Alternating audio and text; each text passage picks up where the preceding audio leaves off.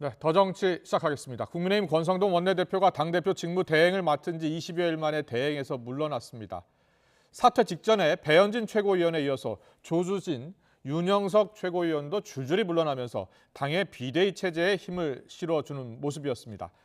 하지만 이준석 대표와 가까운 김용태 최고위원은 대통령실이 당의 비대위 전환을 타진했다는 보도를 언급하면서 여당이 대통령실 심부름센터냐며 최고위원들의 줄사퇴를 비판했습니다. 또 절차상 비대위로 갈 수도 없고 명분도 없다면서 사퇴에 선을 그었습니다. 권성동 의원의 원내대표직 사퇴 여부를 놓고도 논란이 이어져 홍준표 대구시장은 원내대표직도 함께 내려놓는 게 법리상 맞다고 지적했습니다. 정미경 최고위원은 비대위 추진 배후에 이른바 윤핵관이 있고 결국 이준석 대표를 내쫓으려고 하는 것이라고 직격했습니다. 정 최고위원의 라디오 인터뷰 내용 듣고 더 정치 이어가겠습니다.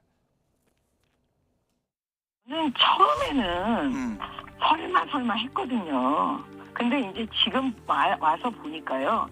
이준석 대표를 내쫓으려고 하는 거였구나. 그게 다 드러났다는 생각이 드는 거예요. 국민들께서도 이제 다 아시지 않겠습니까? 예. 저는 이런 당의 모습이 너무 안타까운 거예요. 도대체 우리가 지금 무엇을 위해서 이러고 있는 건지, 왜 이렇게 자해를 하고 있는 건지, 국민들께서는 우리를 어떻게 보고 계실지 너무 고통스러울 정도예요. 네, 권성동 국민의힘 원내대표가 직무대행을 내려놓으면서 비대위 체제 전환을 위해 나섰습니다. 이게 윤석열 대통령의 의중이 실린 것이란 분석도 나오고 있고요. 민주당은 본경선이 시작되면서 이재명 의원의 침묵도 끝이 났습니다. 주말 사이에 나온 발언들이 논란이 되고 있습니다. 오늘의 전국 현안은 김형준 명지대 교수, 배종찬 인사이트K 연구소장과 짚어보겠습니다. 어서 오십시오. 안녕하세요. 안녕하십니까. 안녕하십니까. 안녕하십니까. 네, 국민의힘 의총이 지금 잠시 뒤 3시부터 열린다고 하니까요. 한 6분 뒤에 열릴 텐데 열리면 권성동 원내대표의 모두 발언이 있을 겁니다. 생중계로 전해드리겠습니다. 먼저 지금 국민의힘 이 비대위로 전환하는 문제를 놓고서 논란이 이어지고 있습니다. 먼저 김명준 교수님, 비대위로 전환이 가능한 겁니까? 불가능한 겁니까?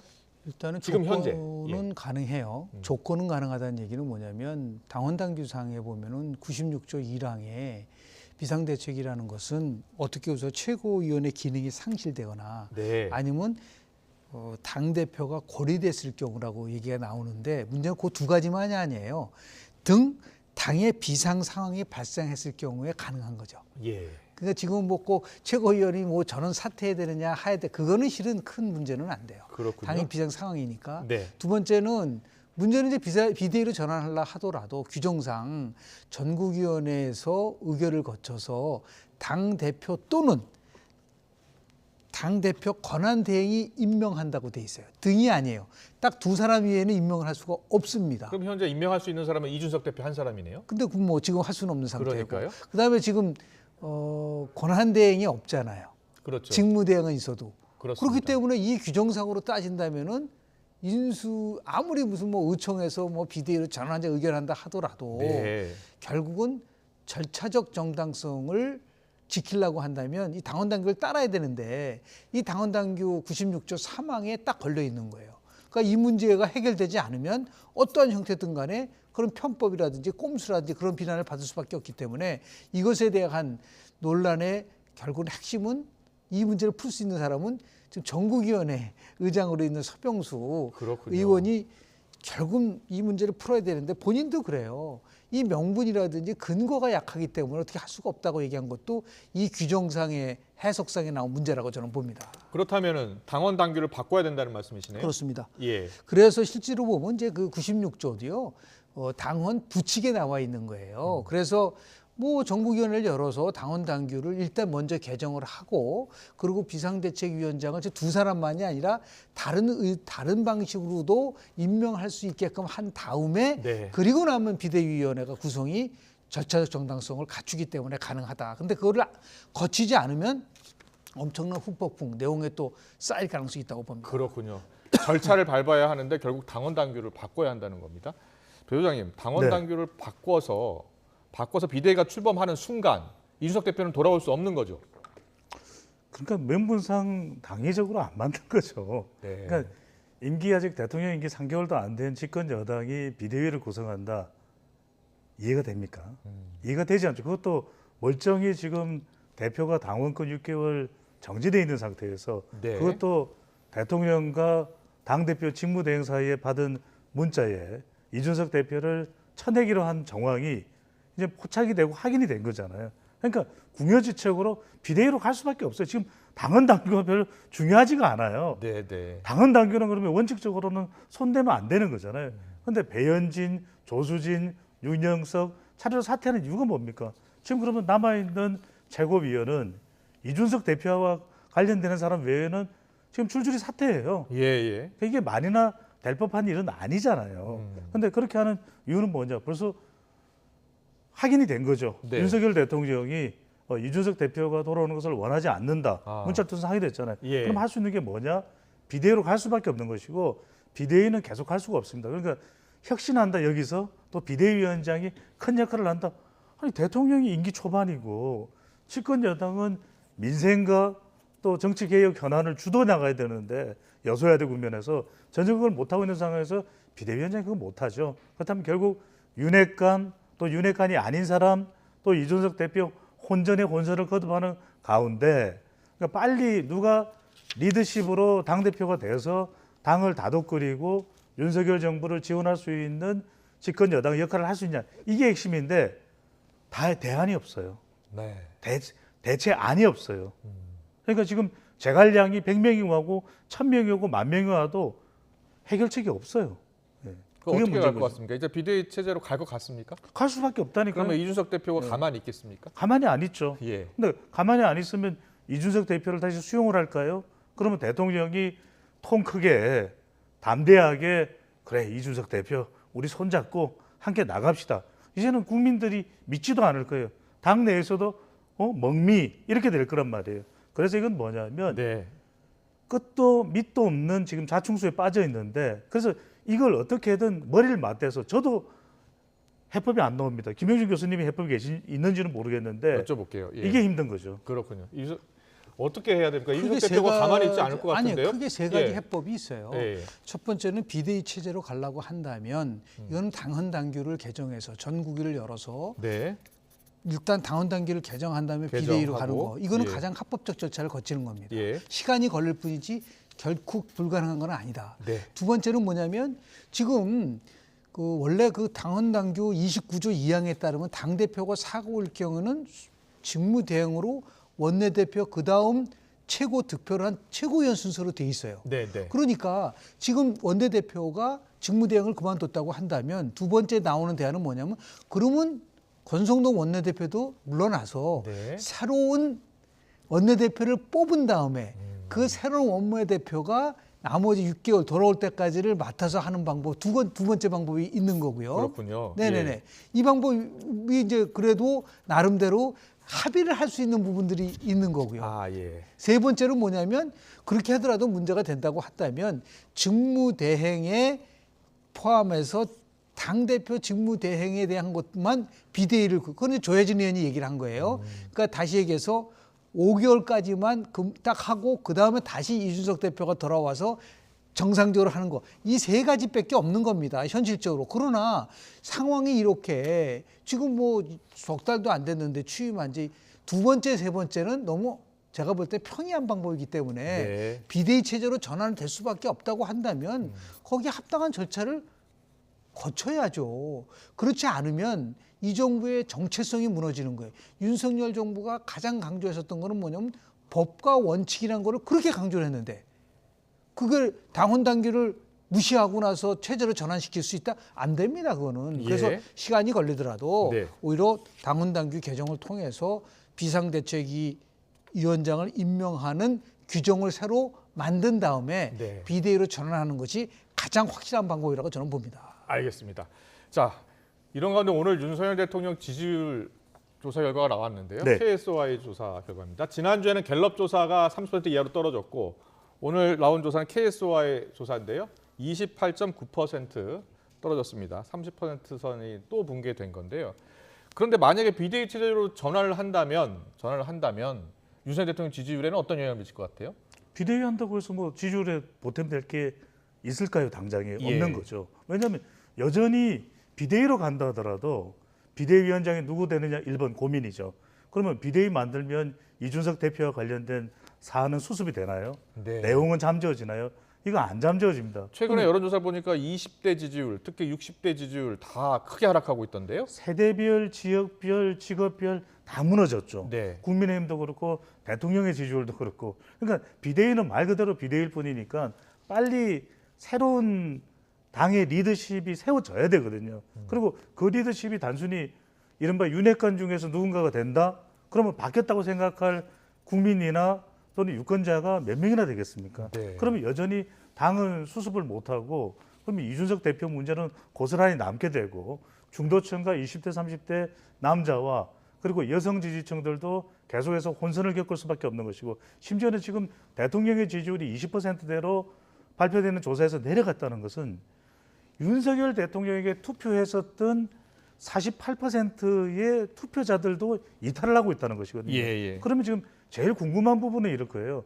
지금 도무지 당 상황은 걷잡을 수가 없고 이걸 진정할 기미는 보이지 않는다. 그렇다면 우리 시청자분들께서 궁금한 점은 아니 대통령 지지율 그럼 언제 반등되나요? 반전되나요? 그러니까 지금 나오는 목소리는 뭐냐? 이재명 의원이 당대표가 되면 다시 대선 구도로 돌아가니까 대선 구도 때 48대 47이었잖아요. 네. 그러면 50대 50이 되든 그제서야 하여튼 지지층들이 또 중도층까지 더 쪼개져서 또 지지율이 올라가는 상황이 될 것이다. 이런 해법이 나오는 거죠. 그런 얘기가 나오는 거군요. 알겠습니다. 그런데 최근에 국민의힘 이번 비대위 전환 관련해서 논란이 있는 그 배경에 윤석열 대통령이 있는 것 아니냐라는 그런 지적이 나오는데 민주당의 우상호 비대위원장이 이런 이야기를 했습니다. 윤 대통령이 계속해서 감나라 배나라 이렇게 한다면 지지율 상승하지 않을 것이다. 정치에서 손을 떼라 이렇게 비판했는데요. 듣고 오겠습니다. 권성동 직무대행이 사퇴하는 데에 윤석열 대통령이 개입했다. 그 의사를 전달했기 때문에 물러났다. 이렇게 보도가 되고 있습니다. 사실이라면 심각한 사안입니다. 정치에서 손을 떼고 민생에 집중하셔야 하는 것이 대통령의 책무이건을 집권당 내부 사정에 직접적으로 개입해서 감나라 배나라 하고 있다면 참으로 어려운 상황이 계속될 가능성이 높다 이렇게 판단합니다. 대통령은 정치에서 손을 떼고 민생에 전념하십시오. 국정 운영 기조를 바꾸지 않는 한 대통령 지지율은 상승하지 않습니다. 네, 대통령은 정치에서 손을 떼고 민생에서 전념해야 한다. 그리고 국정운영 기조를 바꾸지 않는 한 지지율은 상승하지 않는다라는 이런 비판을 했는데요. 어떻게 생각하세요? 일단 저 얘기를 좀 문재인 대통령한테 좀 했었으면 좋았지 않겠나 생각이 좀 들어요. 네. 저는 그 우상호 비대위원장을 포함해서 얘기하는 것 자체가 네. 전혀 설득력이 없다는 얘기가 뭐냐면 사실은 맞지만 자신들은 안 했잖아요. 예. 그 정권이 교체됐잖아요. 그러니까 막 경험상으로 맞는 거죠. 우리도 그렇게 안 하니까 정권이 교체됐더라라는 걸 먼저 지적을 하고요. 예. 지금 지지율과 관련돼서 아주 냉정하게 분석을 하면 네. 대통령 때문에 지지율 떨어지는 게 50%, 그리고 경제 때문에 떨어지는 게 30%, 정당 때문에, 집권당 때문에 떨어지는 게 저는 20%라고 봅니다. 예. 그러니까 50%라는 거는 뭐냐면 대통령이 그동안 국민들에게 바랐었던 기대감이라든지 아니면 윤석열 다음 같은 것이 다 무너져 버린 거예요. 네. 윤석열 대통령이 대통령할 때 국민들에게 가장 많이 얘기했었던 단어를 나열해봐라. 공정, 상식, 정의, 법치, 그랬죠. 자유잖아요. 예, 예. 그게 지금 투영되고 있나요? 전혀 투영되고 있지 않고 굉장히 고답적이고 그리고 이 정부가 끌고 가려고 하는 여러 가지 정책이 국민들로부터 화가 나는 거예요. 네. 금융 취약계층들한테 125점 플러스 알파를 통해서 가지고 간다고 하는데 비투하고 영투한 사람들까지 탕감해 준다고 하니까 20, 30대에 열심히 빚을 갚았던 사람들이 화가 나 있는 겁니다. 지금 교육부 개편 문제만도 그래요. 저게 얼마나 민감한 사항입니까? 교육제도 예. 개편 문제를. 아무런 토지강경 없이 뜬금없이 확 던져버리는 거예요. 그래서 이 정책적 혼선 때문에 오는 불만이 훨씬 저는 크다고 보는 거죠. 예. 그다음에 이제 고물가, 고금리 이거는 뭐 대한민국이 아무리 잘 하려 하더라도 미국이 빅스텝을 해버리면은 할 수 없이 금리를 인상할 수밖에 없는 부분들이 있어요. 네. 근데 이것을 어떻게 정말 국민들에게 정부를 믿게끔 하는 정책이 나와야 되는데 안 나오잖아요. 예. 그러고 나머지 20%는 지금 당에서 여러 가지 혼란 속에서 오는, 이게 뭐 윤석열 대통령이 지시했느냐 지시하지 않느냐 그 차원의 문제가 아니에요. 그러니까 결국은 이런 비슷한 상황이 이명박 정부 때도 있었고 박근혜 정부 때도 있었다. 박근혜 정부 때도 실은 대통령이 8월 달에요. 휴가 갔다 오자마자 바로 호텔 비서실장을 교체시켜버렸어요. 고용수석 교체했습니다. 미래전략수석 교체해버렸어요. 그리고 이명박 대통령 같은 경우는 소고기 파동 때문에 4개월 만에 예. 비서실장을 포함해서 전 비서실수석을 다 바꿔버렸습니다. 그랬었군요. 이런 예. 것들이 그 말하는 거는 뭐냐면 윤석열 대통령이 지금 이 부분에 대해서 당정을 개편한다면 당만 어떻게 개편할 수 있겠습니까? 예. 당연히 이번 이제 그 구상이 끝나고 나면 청와대의 전면 개편과 그리고 내각에 있어서 어떻게 경제 위기를 극복할 것이냐에 대한 마스터 플랜을 제공하지 않으면 또 제공할 거라고 봐요. 네. 그래서 1차적으로 당이 비대위 체제로 전환하는 내용을 걱정하더라도 네. 분명한 거는 지금 윤석열 대통령은 본인이 갖고 있는 태도, 메시지 관리를 할 뿐만 아니라 청와대를 전면 개편할 수밖에 없는 그 정도로 몰려 있다는 말씀을 좀 드립니다. 알겠습니다. 대통령실 전면 개편이 이제 네. 뒤따를 것이다. 뒤따라야 한다라고 이야기하셨고 대통령 지지율 급락의 배경 중에 50%는 대통령 책임이지만 30% 당, 그리고 정부 20%, 특히 설익은 정책 내놓는 거 큰 문제다 이런 지적해 주셨어요. 저는 윤석열 대통령과 국민의힘과 윤석열 정부가 제발 김영준 교수님 말씀 좀 들었으면 좋겠어요. 네. 그러니까 안 듣는다는 거죠. 그러니까 안 듣는다라는 것을 국민이 아는 순간 지지율이 무너지는 겁니다. 그러니까 예. 우상호 비대위원장이 왜 문재인 정부 때는 쓴소리 못했냐? 쓴소리를 못했죠. 그 비판받아 마땅하지만 지지율 높았어요. 그래도. 그러니까 쓴소리 지금도 국민의힘에서 쓴소리 격렬하게 대통령을 향해서 하고 있느냐? 그렇지 않거든요. 예. 그래서 중요한 것은 저는 다른 탓 돌릴 거 없다. 문재인 정부에서 잘못한 게 있으면 그건 뭐 언젠가라도 밝혀져야 되겠죠. 그런데 지금 이 순간 중요한 것은 윤석열 대통령에 대한 평가입니다. 대통령의 인식 전환이 필요한 겁니다. 바꿔야 돼요. 대통령이 생각을 바꿔야 돼요. 그래서 그듭 우리 시간 더 뉴스를 통해서 네. 경미만 이야기해라. 네. 그래도 지지율 10% 올라간다 그랬잖아요. 안 하잖아요. 경제와 미래만 이야기해라. 다른 거 이야기할 필요 없습니다. 경미야 이것만 얘기해도 올라간다. 그리고 대통령실 90% 인력 교체하라. 지금 그런 이야기 나오고 있거든요. 예. 김영준 교수님이 강조하시는 내용에도 그게 포함되어 있지만 문제는 그 결단을 내리냐 마느냐죠. 그러니까 대통령실에 지금 검사 출신도 있고 MB 정권 출신도 있고 다양하게 섞여 있어요. 또 대선 캠프 때 공헌했던 인사들도 아들도 이건 와 있죠. 그러니까 그 사람들을 단언컨대 내보낼 수 있는 대통령의 의지, 정말 국민, 중도층에 있는 그 국민, MZ세대, 여성, 중도층 이 사람들만 향해서 중산층 공정사회를 만들겠다, 내가 피 터지도록 만들겠다, 엎어컷 날리겠다 이 마음만 있다면 오늘이라도 달라지는 거죠. 내일이라도 달라지는 거죠. 저는 대통령의 결단에 달려있다고 봅니다. 알겠습니다. 자, 오후 3시쯤에 국민의힘 의원총회가 시작되고 권성동 원내대표가 모두 발언한다고 해서 저희가 기다리고 있는데 아직 시작이 안 됐습니다. 시작이 되면 바로 말씀드리겠습니다. 대통령실 개편 관련해서 보니까 하태경 의원은 김대기 비서실장이라도 교체해야 되는 것 아니냐 이렇게 구체적으로 이야기를 했습니다. 그냥 뭐 전례가 있기 때문에 그래요. 그랬군요. 예. 과거에 본 유이 비서실장 같은 경우에 4개월 만에 물러났고요. 그랬죠. 그리고 허태열 예. 비서실장은 6개월 만에 물러났어요. 그랬군요. 근데 예.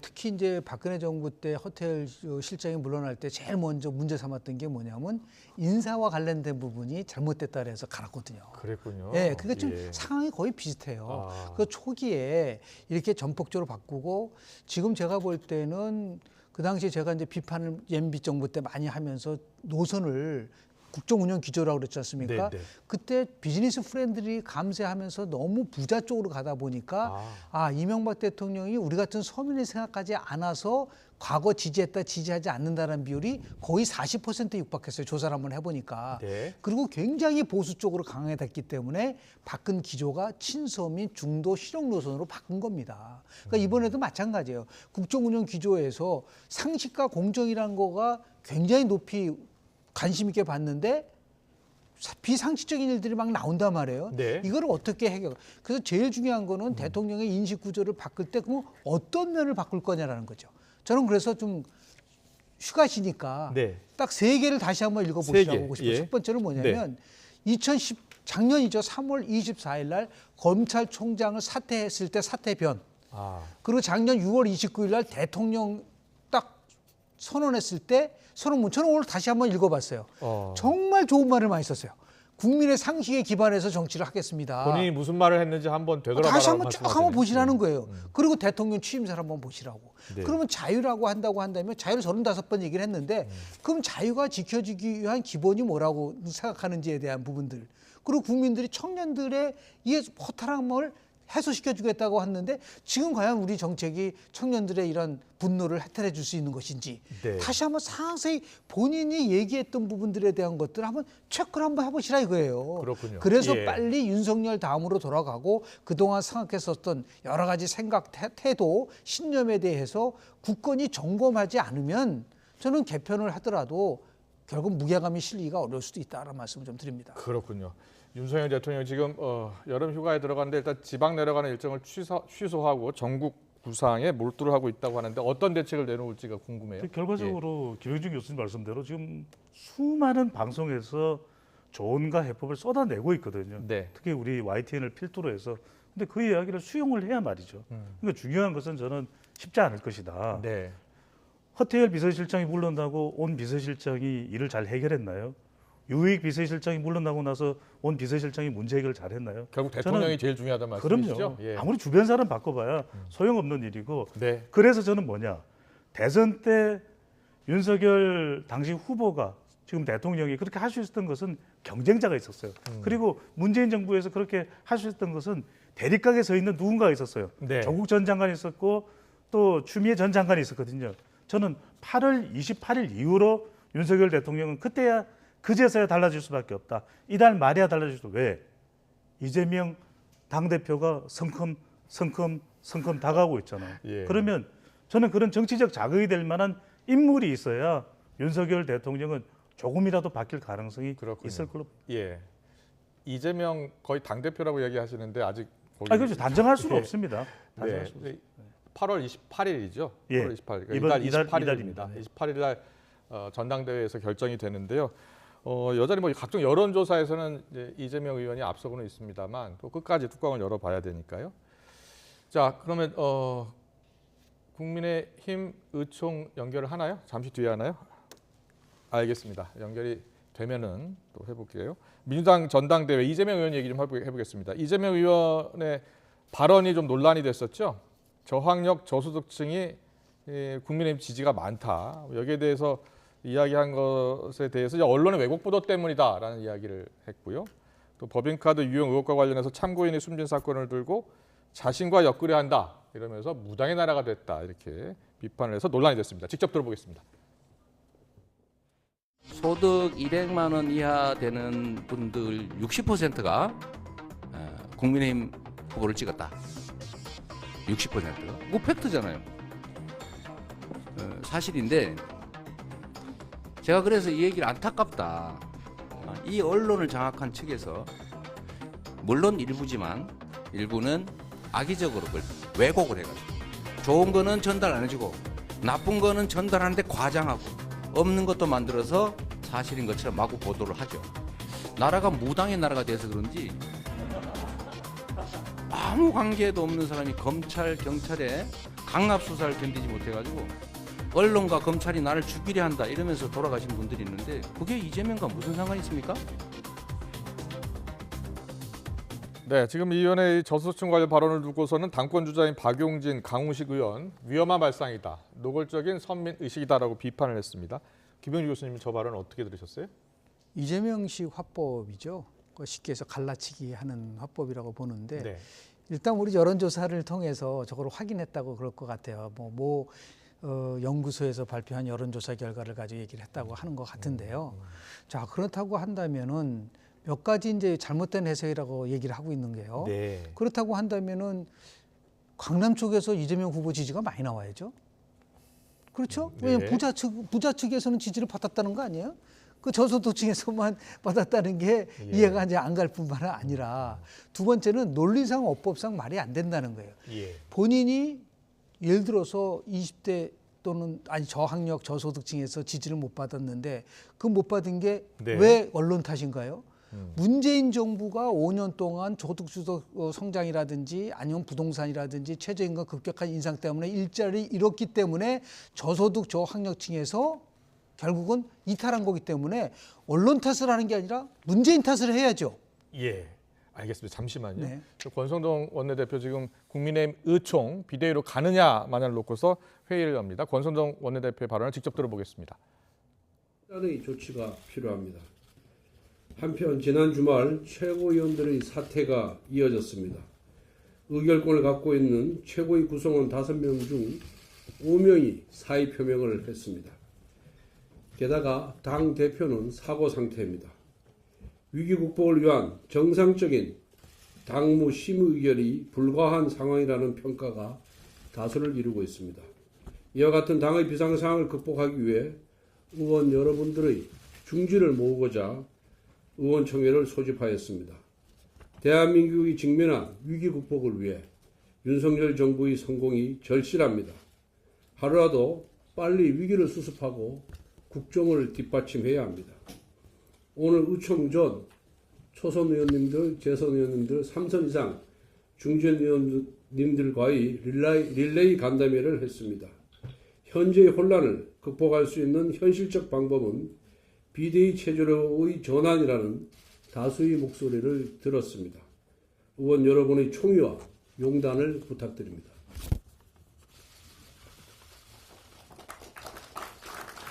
네, 권성동 원내대표 기존 입장을 다시 한번 이야기를 했습니다. 당의 혼란을 빨리 수습하기 위해서는 비대위로 가야 한다. 의원 여러분의 현명한 선택을 기대한다라는 발언이 있었습니다. 잠깐 요 얘기 해볼까요? 네네. 예상대로 비대위 체제를 강력히 지금 추진하고 밀어붙이고 있는 것 같은데요. 그렇습니다. 그게 예. 지금 뭐 당의 지지율도 하락 추세고 대통령 지지율도 흔들흔들하는 상황에서 어떻게든 수습을 해야 되는 것이거든요. 네. 그것도 논란의 중심에 섰던 인물이 권성동 원내대표이기 때문에 이걸 어떻게든 본인이 또 수습하지 않고서는 자신의 정치적 생명과도 직결되어 있는 것이거든요. 그런데 예. 과제는 있습니다. 앞서 김 교수님 말씀하신 대로 전국위원회에서 당헌 당규를 바꿔서 비상대책위원회를 구성하는 문제. 또 두 번째는 그러면 비상대책위원장을 누가 할 건지, 그리고 예. 비상대책위원장을 누구를 할지 정해진다 하더라도 지금 거론되는 사람이 정진석 의원, 또 주호영 의원 거론되고 있는데 누가 또 임명을 할 거냐. 임명을 하는 사람은 또 규정을 당헌 당규를 고쳐야 되거든요. 왜? 당대표와 당대표 권한 대항만 할 수 있으니까 마지막이 중요합니다. 비대위원장이 와서 해결할지 그전에라도 해결할지 이준석 대표 관련된 사안은 어떻게 해결하죠? 그러니까 여전히 지금 권성동 원내대표가 의원들 앞에 나섰지만 예. 대안에 대한 부분은 구체적이지 않다. 이 부분이 풀려야 꼬인 매듭이 풀어질 수가 있는 것이죠. 알겠습니다. 오늘 의총이 이제 시작이 됐으니까 난상 토론이 벌어질 것 같은데요. 이때 친윤계 의원들이 있고 또 친이준석계 의원들이 있어서 여러 가지 이야기들이 나올 것 같습니다.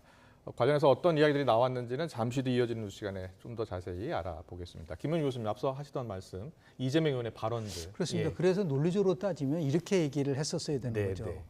저는 지난 대통령 선거 때 저소득층, 저학력층으로부터 지지를 받지 못했습니다. 네. 그러나 내가 당대표가 되면 당을 혁신해서 그들로부터 다시 지지를 받아서 예. 모든 계층으로부터의 지지를 받는 새로운 당대표가 되겠습니다라고 해야지 논리적으로 맞죠. 예. 근데 그렇지 않고 그걸 벼랑간 얘기를 하면서 이거는 언론 탓이다 뭐 이런 식으로 나가니까 결국은 논리적으로 불안정성을 볼 뿐만 아니라 그렇게 해가지고 과연 당대표가 되는 게 얼마만큼 민주당한테 도움이 될지, 그래서 위험한 발언이라고 박영진 의원 등이 얘기하는 게 아닌가라는 생각을 하게 됩니다. 네, 표준산 소장님은 어떻게 들으셨어요? 그 중요한 게 지금 예. 이러다가는 이재명 의원이 대표가 되더라도 예악이다. 예정된 악재다. 예. 그래서 아까 말씀드렸듯이 지금 윤석열 대통령과 대통령실과 국민의힘은 이재명 의원이 당대표 되기만 기다리는 겁니다. 이런 식으로 하면. 왜냐하면 메시지 관리가 윤석열 대통령도 지적을 받고 있잖아요. 그런데 지금 무당의 나라다. 누굴 겨냥했겠습니까? 그러니까 김건희 여사와 연결되는 그런 일련의 관계를 겨냥한 것이다. 네. 이렇게 된다면 상당히 정치적 논란이 될 수밖에 없는 거예요. 대결하자. 갈 때까지 가보자 이런 식이 되거든요. 그렇다면 이런 메시지의 진정성, 그다음에 균형성, 그리고 구체성. 제발 저는 이재명 의원이 자꾸만 시도하지 말아야 될 것 중에 하나가 비유입니다. 네. 바지를 내리겠습니다. 위험한 정면 돌파를 하겠습니다. 이런 정말 수사나 비유 이걸 하면 할수록 이재명 의원 자꾸 대표가 나네요. 네. 이재명 의원이 대표가 되더라도 예. 국민의힘은 잘 됐군 잘 됐어 이런 식의 반응이 나올 수밖에 없는 거죠. 알겠습니다. 오늘 정치권 이슈 여기까지 듣겠습니다. 김영준 명지대 교수, 배종찬 인사이트 연구소장과 함께했습니다. 잘 들었습니다. 네, 고맙습니다. 감사합니다.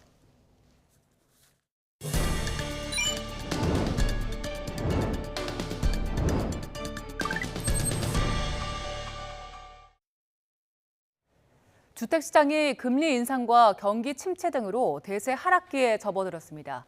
이런 시기에 무주택자와 1주택자, 다주택자는 각각 어떤 전략을 짜는 게 좋은지 이동우 기자가 취재했습니다.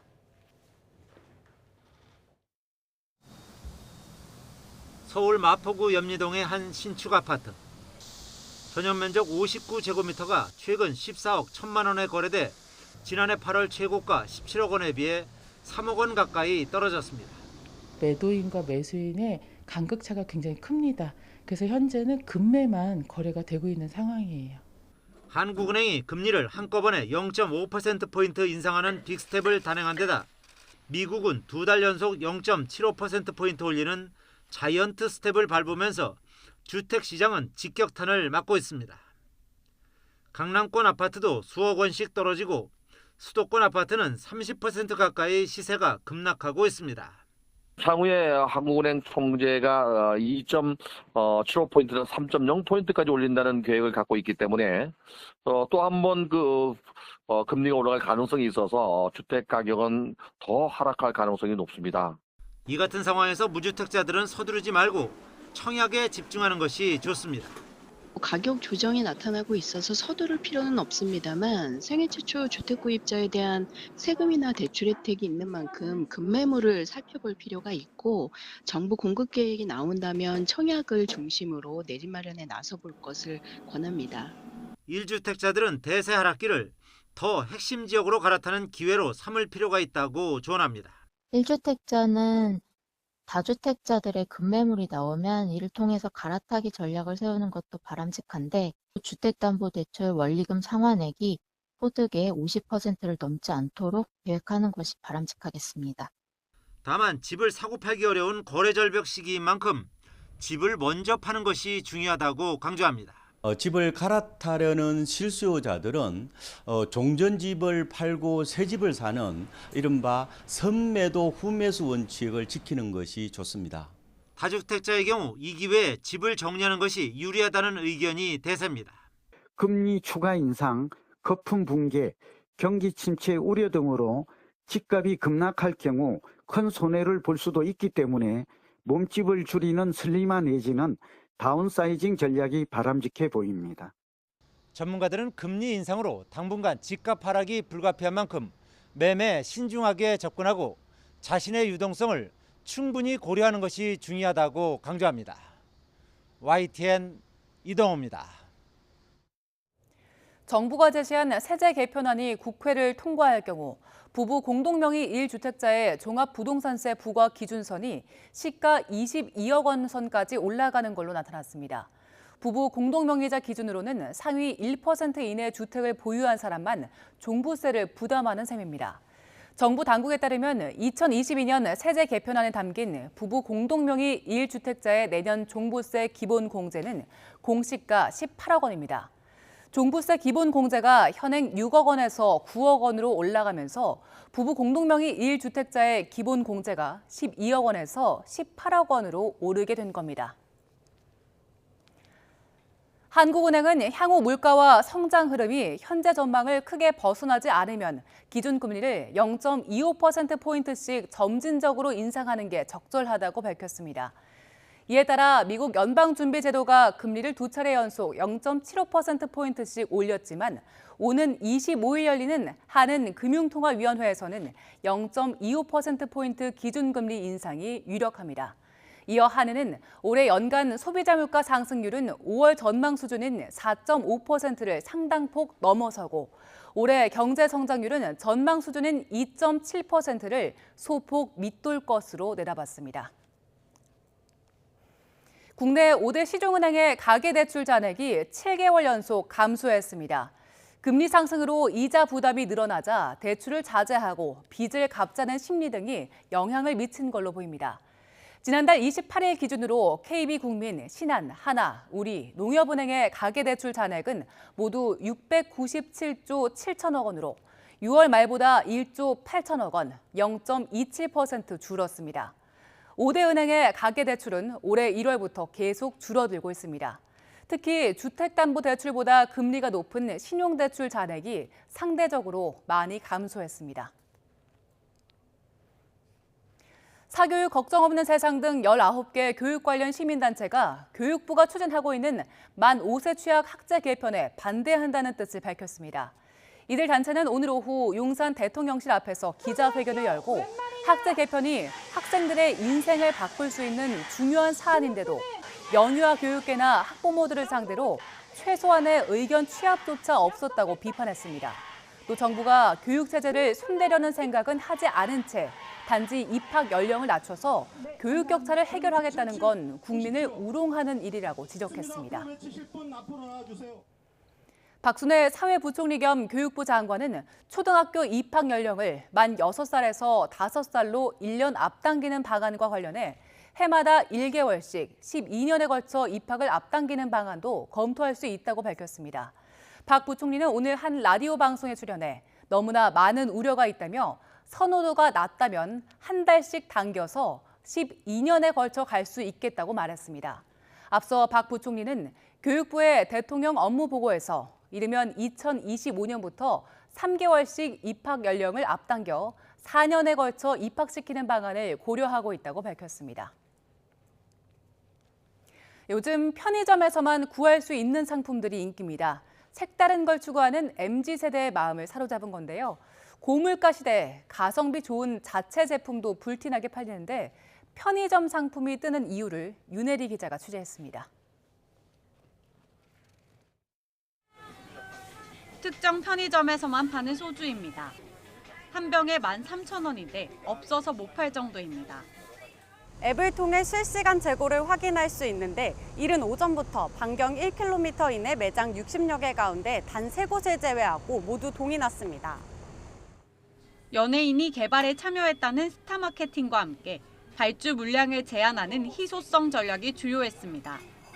유명한 사람이 오랜 기간 동안 연구해서 만들었다고 하니까 실제로 먹어보고 싶기도 했고 친구들 사이에서도 이게 먼저 먹어본 사람이 약간 우승한 사람처럼 그런 인기도 또 높아지고 그래서 다른 편의점 업체는 가성비 좋은 크림빵으로 소위 대박을 냈습니다.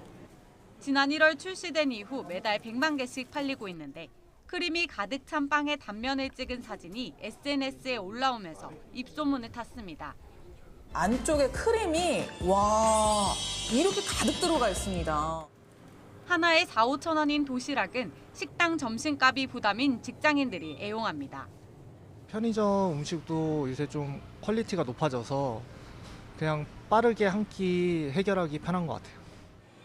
최근 편의점이 인기를 끄는 건 고물가 시대에 비교적 저렴한 상품도 있고 개성을 중시하는 MZ세대 맞춤형도 눈에 띄기 때문입니다.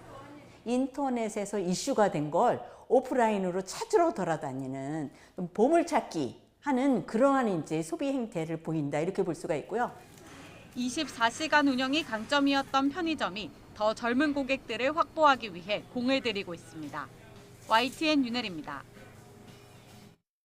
지난달 무더위가 이어지며 전력 수요가 역대 최고치를 기록한 걸로 나타났습니다. 전력거래소 자료를 보면 7월 평균 최대 전력은 지난해보다 1.4% 증가한 82,333메가와트를 기록했습니다. 월 평균 최대 전력이 8만 메가와트 선을 넘은 건 2018년 8월과 지난해 7월에 이어 이번이 세 번째입니다. 전력 수요가 급증하면서 여유 전력 수준을 보여주는 공급 예비율도 떨어져 지난달에는 세 차례나 10% 선이 깨지기도 했습니다. 정부는 다음 주에 올 여름 최대 전력 수요가 있을 걸로 보고 가정과 사업장 등의 에너지 절약 노력을 당부했습니다. 사회 초년생 등을 상대로 이른바 깡통 전세 사기를 저질러 20여억 원을 챙긴 공인중개사 중개보조원이 재판에 넘겨졌습니다. 수원지방검찰청 안산지청은 사기 혐의 등으로 55살 A씨를 불구속 기소했습니다. A씨는 지난 2012년부터 6년 동안 전세 보증금이 주택 매매가와 비슷하거나 웃도는 소위 깡통 전세를 임차해주고 전세 보증금을 받는 방식으로 9억 7천만 원을 챙긴 혐의를 받습니다. 사회 초년생이나 나이가 많은 임차인을 상대로 전세 계약을 체결한 뒤 아직 전입 신고가 이루어지지 않은 기간을 노려서 주택담보대출을 받고 근저당권을 설정해두는 시간차 전세 사기를 벌인 걸로 조사됐습니다. 태풍 송다의 영향으로 많은 비가 내리면서 곳곳에서 빗길 교통사고가 잇따랐습니다. 특히 고령 운전자의 경우 맑은 날 대비 빗길 교통사고 발생률이 높은 걸로 나타나서 각별한 주의가 필요합니다. 최명신 기자의 보도입니다. 고속버스 앞 유리창이 산산조각 났습니다. 짐을 든 승객들이 차례로 줄지어 버스에서 내립니다. 다른 화물차들은 운전 성문이 떨어져 나가기 직전이거나 아예 형체를 알아보기 힘들 정도입니다. 어젯밤 9시쯤 경부고속도로 남사 졸음쉼터 인근에서 부산 방향으로 달리던 차량 넉 대가 잇따라 부딪혔습니다. 5톤 화물차가 3차로를 가다가 뒷길에 미끄러지면서 왼쪽으로 갔다가 반대 쪽으로 미끄러져 나갔어요. 이 사고로 5톤 화물차 운전자 60대 김모 씨와 다른 운전자 2명이 경상을 입었습니다. 영동고속도로 양지터널에서 인천 방향으로 달리던 승용차가 차선을 바꾸려다가 오중 추돌 사고를 냈습니다. 이 사고로 다친 사람은 없었지만 20여 분간 일대 교통정체가 빚어졌습니다. 어제나 부산 대남 지하차도 인근에서도 60대 남성이 운전하던 택시가 갑자기 중앙선을 넘어 마주오던 승용차와 부딪혔습니다. 택시 운전사가 숨지고 승용차에 타고 있던 3명이 다쳐 병원으로 옮겨졌습니다. 경찰은 최근 3년간 고령 운전자의 맑은 날 대비 빗길 교통사고 사망자가 142명에 달하고 연평균 치사율도 10% 넘게 증가하고 있다며 장마철 안전운전에 대한 각별한 주의를 당부했습니다. YTN 최명신입니다. 충남 아산에서 자녀 4명에게 수면제를 먹인 뒤 극단적 선택을 시도한 엄마가 경찰에 붙잡혔습니다. 아산경찰서는 살인미수 혐의로 40대 A씨를 긴급 체포해 조사하고 있다고 밝혔습니다. A씨는 어제 오후 6시쯤 아산시 음동면의 한 아파트에서 갓난아기를 포함한 자녀 4명에게 수면제를 먹인 뒤 극단적 선택을 시도하려다 119에 신고해 경찰에 체포됐습니다. 경찰 조사 결과 경제적 어려움을 겪던 A씨는 남편이 집을 비우고 일을 나간 사이 범행을 저지른 걸로 파악됐고 자녀 4명의 건강 상태는 문제가 없는 걸로 알려졌습니다. 지난 5월 개장 이후 놀이기구 멈춤 사고가 잇따르고 있는 춘천 레고랜드에 대한 시설 현장 점검이 진행되고 있습니다. 강원도 춘천시는 오늘부터 사흘간 춘천 레고랜드 놀이시설 현장에 정부 합동 점검반이 투입돼 조사를 벌이고 있다고 밝혔습니다. 주요 점검 대상은 최근 멈춤 사고가 발생한 타워 전망대와 드래곤 코스터 등 어린이 놀이시설이고 문화체육관광부와 춘천시 참관 아래 한국기계전기 전자시험연구원 전문가들이 조사를 벌이게 됩니다. 또래 여학생을 성폭행한 뒤 학교 건물에서 추락해 숨지게 한 혐의를 받는 인하대 학생의 구속기간이 연장됐습니다. 인천지방검찰청은 준간강치사와 성폭력처벌법상 카메라 촬영 혐의를 받는 인하대 1학년생 A씨의 구속기간을 연장했습니다. 검찰 관계자는 모든 혐의에 대해 철저하게 수사하기 위해 구속기간을 연장했다고 설명했습니다. 이번 사건 수사를 위해 전담팀까지 꾸린 검찰은 준강간치사 혐의로 송치된 A씨에게 살인죄 적용이 가능한지 검토하고 있습니다. 공군 성폭력 피해자 고 이해람 중사에 대한 가해 수사를 부실하게 했다는 이유로 정직 처분을 받은 군 검사가 징계에 불복해 소송을 냈지만 받아들여지지 않았습니다. 서울행정법원은 공군 전투비행단 군 검사로 근무했던 A 중위가 국방부를 상대로 정직 3개월 처분을 취소해달라며 낸 소송에서 A 중위 패소로 판결했습니다. 재판부는 A 중위가 피해자의 위태로운 정신 상태와 극단적 시도 정황, 상급자의 합의 종용 사실을 충분히 알고도 아무 조치를 안 했다며 부대 내 유일한 군 검사로서 사건 수사와 피해자 보호에 누구보다 직접적인 책임이 있다고 지적했습니다.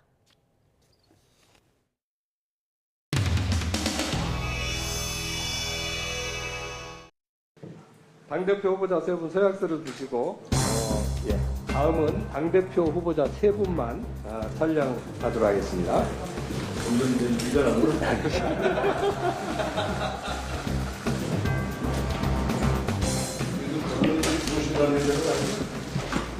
후보자를 따라가셨을 거예요? 안 들어오실 겁니다.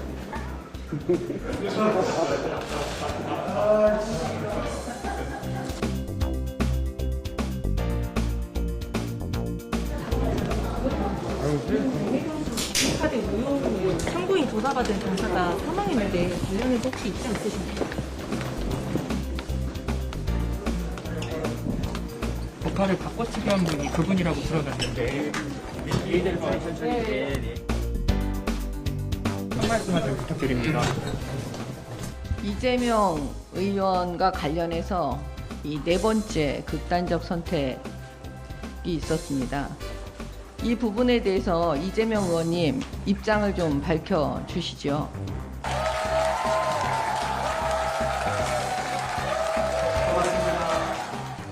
나라가 무당의 나라가 돼서 그런지 언론과 검찰이 나를 죽이려 한다 이러면서 돌아가신 분들이 있는데 그게 이재명과 무슨 상관이 있습니까? 참 어처구니 없지 않습니까? 저는 염력도 없고요. 주술도 할 줄 모르고 장풍도 쓸 줄 모릅니다.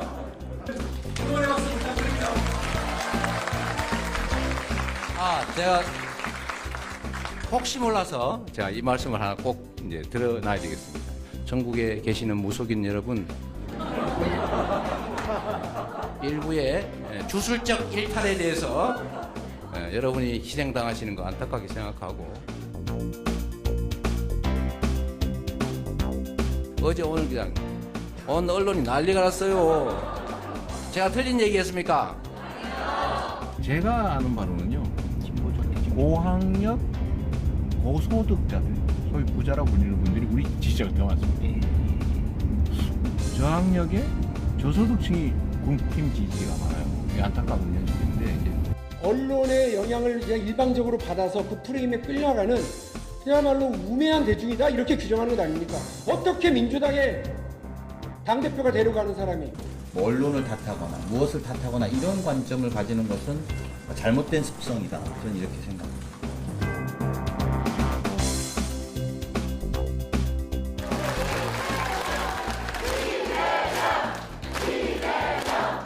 저희는 하루 종일 3월부터 이재명 걱정하며 댓글 정화, 밥가리, 이재명 덕질하고 살아요. 저희가 힘이 많이 되시는지. 엄청나게 큰 도움이 되고 있죠.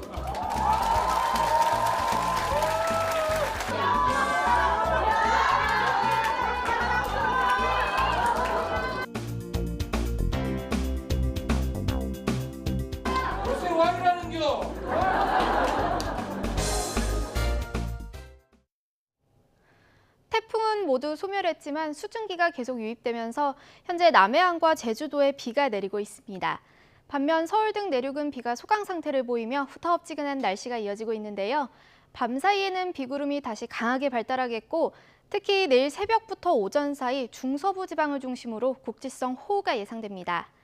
내일까지 예상되는 비의 양은 경기 북부에 최고 100mm 이상, 수도권과 영서, 지리산과 제주 산간에 최고 70mm가 되겠고요.